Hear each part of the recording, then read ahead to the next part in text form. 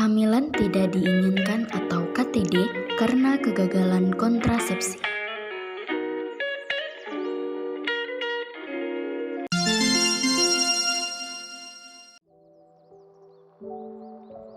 Selanjutnya, mari kita bahas kehamilan tidak diinginkan atau KTD. Pertama, mengapa bisa terjadi KTD? Kedua, apa saja faktor penyebabnya? Ketiga, KTD karena kegagalan kontrasepsi. Keempat, apa akibatnya? Kelima, apa dampak yang bisa terjadi?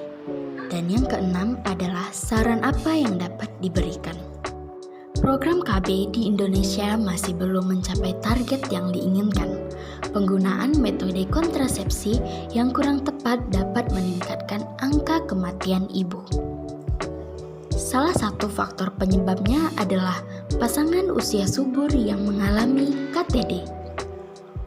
Wanita yang mengalami KTD memiliki risiko tinggi jika tetap mempertahankan maupun mengakhiri kehamilannya. Definisi KTD menurut Kamus Istilah Program Keluarga Berencana, kehamilan tidak diinginkan adalah kehamilan yang dialami oleh seorang perempuan yang sebenarnya belum menginginkan atau sudah tidak menginginkan hamil. Lalu, apa faktor penyebab dari KTD? Ada dua faktor penyebab. Yang pertama adalah kegagalan kontrasepsi, dan yang kedua adalah penggunaan alat kontrasepsi yang salah. Pertama, kegagalan kontrasepsi. Hal ini disebabkan karena 1. Tidak mengikuti petunjuk penggunaan kontrasepsi secara benar. Kedua, penggunaan kontrasepsi yang tidak konsisten. Ketiga, kondom bocor saat berhubungan seks. Keempat, menggunakan antibiotik atau obat-obatan lain atau jamu secara bersamaan. Kelima, dengan pil kontrasepsi. Keenam, mempercayai bahwa pada periode ketidaksuburan tidak bisa hamil. Ketujuh, tidak merasa berisiko karena hanya melakukan hubungan seks 1 kali. 8. Tanpa menggunakan jenis kontrasepsi apapun. Kedua, penggunaan alat kontrasepsi yang tidak tepat. Hal ini disebabkan 1. Faktor yang mendukung terjadinya KTD adalah penggunaan yang tidak tepat. WHO 2003 dan Kusmiran 2011, seperti konsumsi pil KB yang tidak rutin, serta keterlambatan pemberian suntik KB pada masa menstruasi. Kedua, meskipun metode kontrasepsi yang digunakan adalah yang paling efektif untuk mencegah kehamilan, kemungkinan gagal dapat terjadi karena berbagai faktor yang berhubungan dengan teknologi dan cara penggunaan metode kontrasepsi itu sendiri. WHO 2003. Akibat dari KTD. 1. Pengguguran kandungan atau aborsi. Hal ini karena sebagian besar perempuan yang mengalami KTD mengambil keputusan untuk melakukan aborsi, terlebih lagi aborsi yang tidak aman.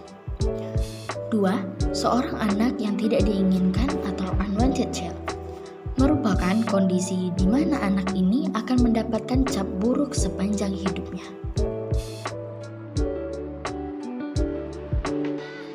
Dampak dari KTD adalah 1. Masalah psikososial. Hal ini berupa stres dan emosi saat mengetahui kehamilannya.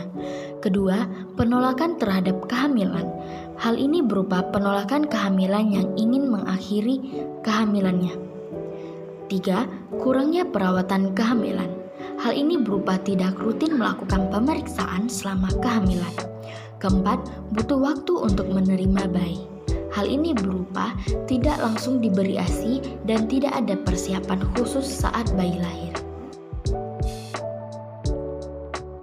Saran untuk KTD. Pertama, menerima.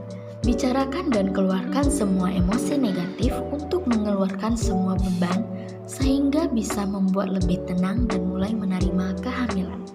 Kedua, mengakui. perlu mengakui bahwa kehamilan adalah sebuah anugerah dari Tuhan dan berhenti menganggap ini sebagai sebuah kesalahan. Ketiga, diskusikan. Bicarakan dengan pasangan tentang berbagai peran karena dukungan dari pasangan akan membantu dalam melewati kondisi ini. Keempat, koneksi dengan diri Anda sendiri. Mengerti tentang diri sendiri dan apa yang diinginkan oleh diri sendiri. Kelima, koneksi dengan janin di kandungan. Rawat kehamilan dengan baik dan rutin. Berkomunikasi dengan janin sehingga akan meningkatkan ikatan dengan janin.